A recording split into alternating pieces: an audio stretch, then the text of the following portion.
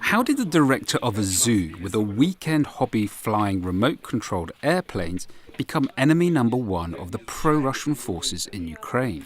Yuri dedicated his life to caring for the animals at the zoo in Odessa until last year, when he was forced to leave his position after refusing to become complicit in a corruption scheme. Yanukovych didn't understand one thing. The zoo director is a guard for the animals, and a guard cannot be stealing. He had to be a guard.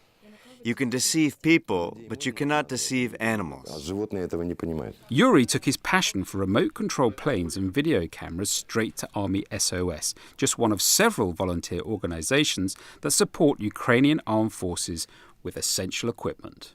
Now he travels to the front line to spot enemy positions and guide in artillery fire, something he says that has made him unpopular among the Russian spies that he says operate in the Donbass area.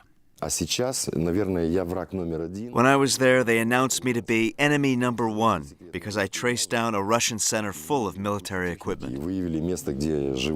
The volunteer stopgap is urgently needed. Last year, the Kiev Post newspaper published a photo of Red Mullet, the nickname of a Ukrainian soldier who goes to war wearing completely donated gear. It highlighted the severe shortfall in equipment that the Ukrainian government can provide to their soldiers.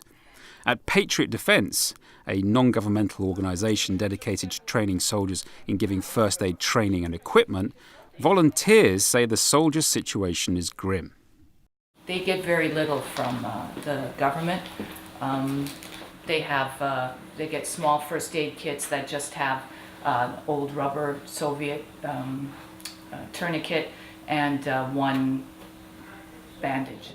On top of the poor quality equipment is the lack of infrastructure. According to Patriot Defense, the average time from a soldier's injury to first medical contact can be up to an hour.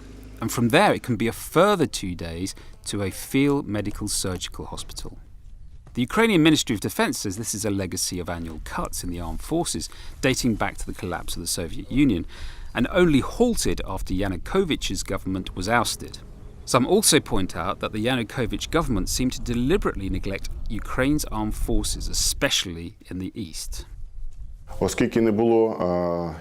Since there was no apparent evidence of any danger from neighbors, the process of shortages continued up until the last year.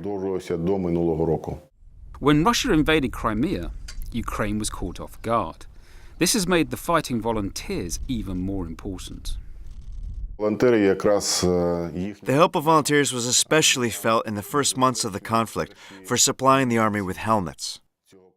But for the volunteers at Army SOS like Alina, who gives up every weekend to help, the most important thing is there is no time to wait for government support. We have no communication with the government. We are independent volunteers. We know that the government is probably doing something, but we don't see any result. And maybe it's easier for us to do what we are doing independently.